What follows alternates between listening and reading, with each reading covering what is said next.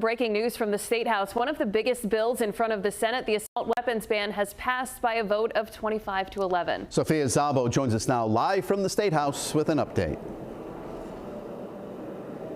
Well, after years of trying to get legislation like this passed, a revised version of what made it through the House has now made it through the Senate on a vote of 25 to 11.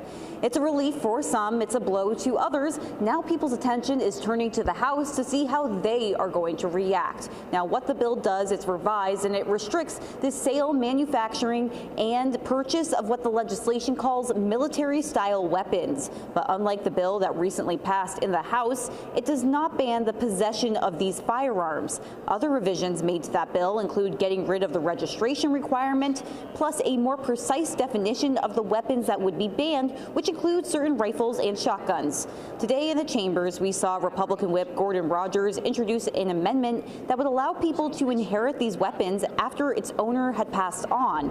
That failed. Senator De La Cruz introduced an amendment that would have pushed back the date the bill would take effect by 1 year. That also failed. The discussions continued. Both sides became heated. Senate President Val Lawson refused to allow a debate on a Democratic amendment that would have changed the bill back to that broader ban approved by the House, while Republicans called out what they say is a blatant violation of the Second Amendment. I will be voting for today's bill, but I will be doing so over my own very deep disappointment in this chamber because we had the opportunity to do something better, stronger, and with much more moral clarity than we are doing. I know this is very strong. I couldn't think of another word, and maybe it's because I feel very strongly about this, but I think it's a pathetic comparison to use coins and jewels when it pertains to the Second Amendment, a constitutionally guaranteed right. Jewels and coins are not, but my firearms are.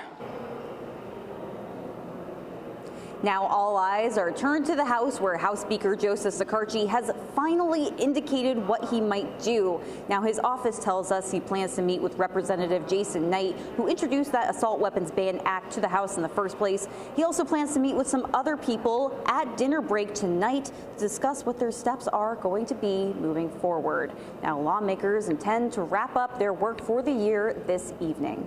Reporting live in the State House, Sophia Szabo, 12 News.